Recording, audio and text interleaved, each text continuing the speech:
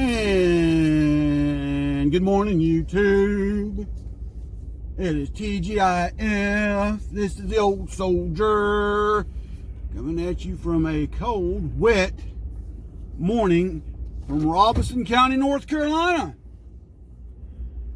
Just south of the little old town of Parkton. You don't know where that's at? Get a map of North Carolina out, find Fayetteville, and come due south, and you will see the little old town of Parkton just below the little old town of Hope Mills, or what many residents call Hopeless Mills. Take your choice. But anyway, folks, it is Friday, and the temperature is a dropping. Watching the weather report for where we're at, this weekend's going to be cold. Next week's going to be even colder. I think there's going to be a brief respite. Listen to me, respite for a couple of days. My cousin going by. Where we'll have some 50 and 60 degree weather. But folks, they're telling us we're going to be in the upper 20s next week here. That's early in the year for here like that. And I was like, whoa. But anyway. TGIF Friday, fun Friday. And we're going to make it a fun Friday. Going to continue our talk on trades, even though fun Friday. But the reason I'm saying fun Friday, and we're going to continue to talk on trades, is because if you're doing something you love, are you really working? Ask yourself that question. If you do something you really love, are you really working? The answer I've always been told, and what I've come to the conclusion is if you love what you're doing, you're really not working. And for many people, working with their hands or solving problems with their hands, i.e. drafting, carpentry, welding, installing electrical equipment, wiring a house. They all have challenges that you have to solve, you have to figure out for. It can be fun sometimes.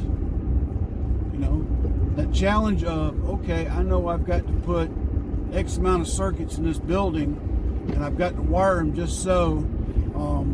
Where should I bring my wire in from? Where should I install my service panel? These kinds of things, and you got to figure all that out.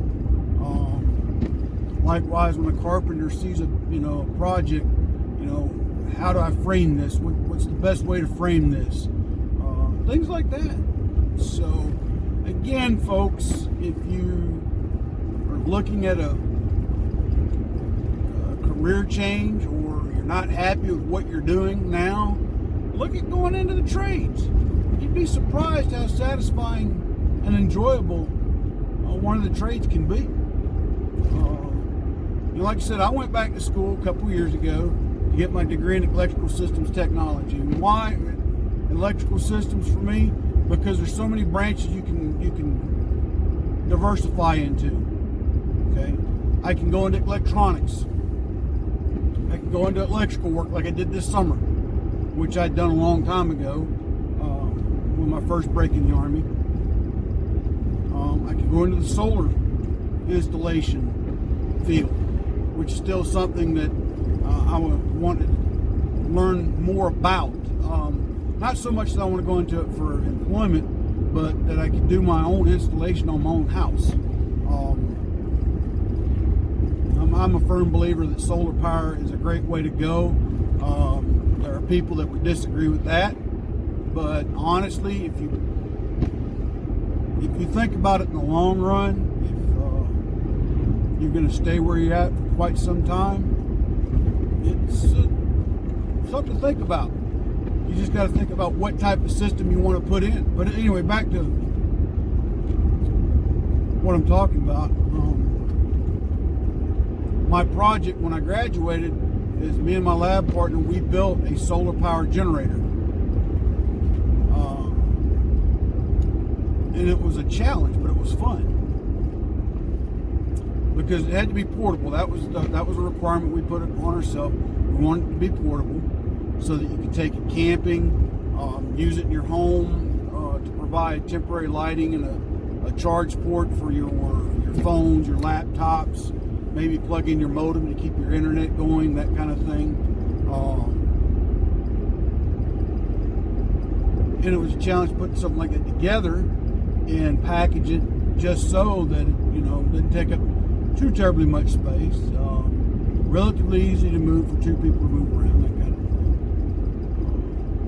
And we did, and it was fun. The hard part was trying to get all that wiring into such a small space with the box, but we managed to do it. And we got it done. And like I said, I had a lot of fun doing it. Enjoyed it. Got a good grade on it. Got an 8.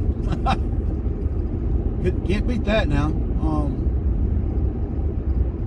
So again, consider going into trades, folks. I think it's a decision that you won't regret if you find that niche that you're really into. And there's, like I said, you've got industrial maintenance. Did you know right now in industrial maintenance, 53 out of every 100 industrial maintenance technician positions are open across the United States? That's the ratio they've come up with. It's 53 out of 100. Folks, that's a big gap. Okay, and that gap's got to be filled. Get to school, get you a degree in industrial maintenance technology. That way you can go and you can be competitive in that market. You won't regret it. Because any education you get, folks, you'll never regret it. One thing my daddy always taught me years ago was that the day you stop trying to learn stuff, you might as well hang it up. For a long time, I just didn't understand what he meant by that. But it finally registered one day.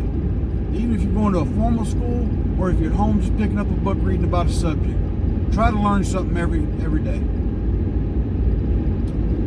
The other thing, too, that he taught me was, the government can take your money, your house, other people can take your spouse, people can take away your children, they can take away all your worldly possessions. One thing that they cannot take away is what you install and instill up here by learning. Whether it's through formal education or self-taught education, or on-the-job training type education, or a combination of all three. It's the one thing no one can ever take away from you is that education. Just keep that in mind.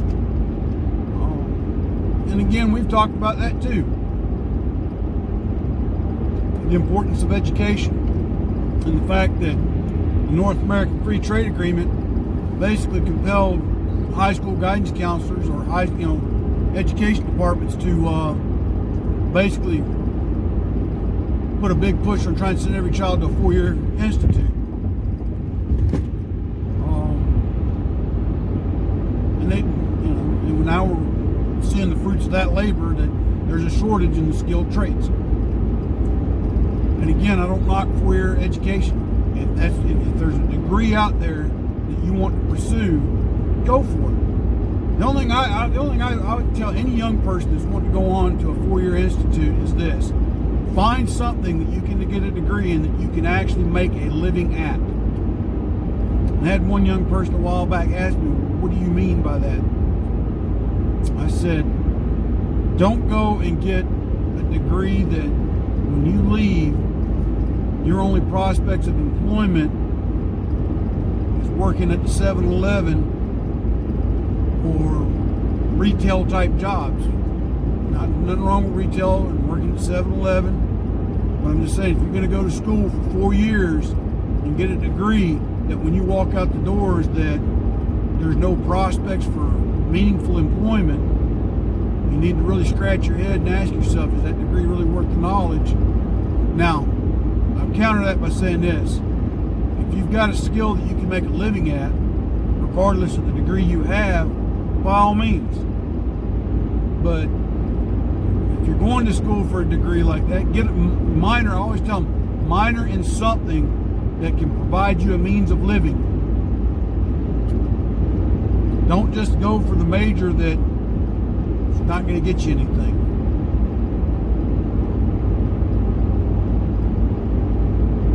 But we've heard for so many years, a 4-year degree is a guarantee of a good job. No, it's not a guarantee of a good job.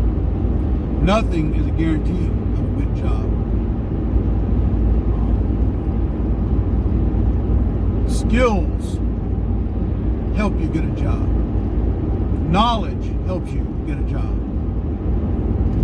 How you present yourself along with those skills and knowledge helps you get a job.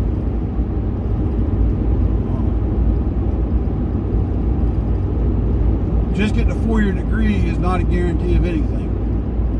And getting a 4-year degree does not entitle you to anything. That's the other thing. The last 30 years, people, for some reason, there's a group of people who seem to think that they get the 4-year degree that they're entitled to a job. Nobody's entitled to anything. Let's be very clear about that. Nobody's entitled to anything. You have to go earn your place in this world, folks. You have to go earn your place in this world. I know I got off on a tangent. Fun Friday. But again, like I said, check out the trades, folks. Really, really. And I'm not saying it to push enrollment at the school I'm working at. By no means. If you choose to come to where I work at, great. You know, that's just one of many schools in the area that you can pursue many of these skills at. But I would tell you this, to say that looking at getting a trade skill, even if you're not going to go get a job in it, it's still good knowledge to have so you can do things around your own home without having to hire somebody to do them for you. Think about that for a second. I have every intention of eventually going back and getting my HVAC credentials. Not that I really want to get into the HVAC business per se. When I get my credentials, I might go into doing some service work locally. But the real reason is so that if my heating and AC system goes out, I can do most of the work myself. Labor kills you, folks. Right now, if I have an electrical issue at my house, I'm going to rewire it myself now. You know, whereas 3 or 4 years ago, I would have had to have called an electrician to come and done the work. Now I've got the knowledge and the requisite information to do the work myself. And I will. I've got to do some changes to my house based on how they wired a couple of things that I've seen now. They're all right, but you know, they put some switches in places I think that they shouldn't have. So I need to move things around, switch things up, make some additions and some changes. And I got the knowledge to know how to do that now. Now I just got to get the time, effort, money, and material and make that happen. But, like I said, check out the trades. I don't think you'll regret it. If you know young people that are out there looking, push them into the trade fields. You know, the skills. I mean, these businesses, they're needing skilled people to fill these positions as they come open, as the workforce starts to retire. Your average age of licensed electrician these days is about 55 years old. And they're starting to retire. And as they retire, there's not a whole big batch wave of a younger crop of people coming up behind them. So keep that in mind. Get the credentials now, and your earning potential could go way up. Way up.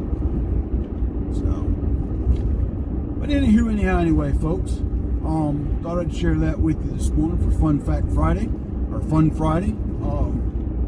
Keep that in mind. I hope everybody has a wonderful and blessed weekend. On that note there, Monday will be a special edition of Poetry, Prose, and Patriotism with the Old Soldier. We're going to start at 7 o'clock Monday evening, Eastern Standard Time, and we're going to read several poems that I've written. that are all veteran and patriotic related. If you have any favorites that you would like me to read that I have read before, let me know in the comments section below. That way I can have those prepped and ready for Monday night's show.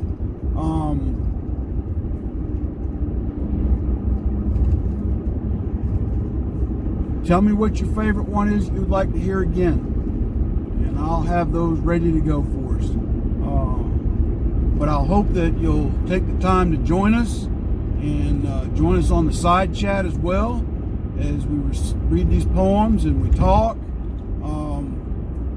and we reflect on the service and commitment of our nation's veterans, and honor them on Monday. And I hope you'll join us then, folks. Look forward to it.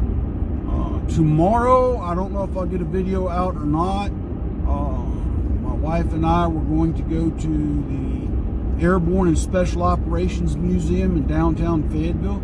Have not been in a while, and they are touting that they got a new D-Day exhibit that I would love to go and see. So I'm going to go check that out.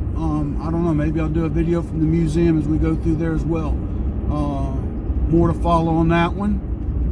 But if I don't, still have a safe and wonderful weekend. And we're going to cut this one off for today. But I just want to tell y'all, I thank each and every one of my subscribers for your support. And this means the world to me, folks. So with that being said, the charities I'd ask you to support: TunnelsToTowers.org, Pin Up for Vets, and Valor for Veterans. I'm going to add a new one, Folds of Honor. Please, if you can, help them out as well.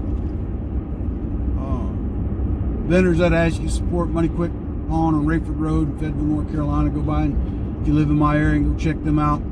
Robert's Custom Woodworks and Unsung Patriot. And like I said, if you like my poems and my poetry, my books are available on Amazon. The links are down below. And if you want to get one of my t-shirts or sweatshirts that says, Thoughts of an Old Soldier, or better yet, the one that has anyhow, anyway, the Teesprings link is down below as well. So check them out, folks.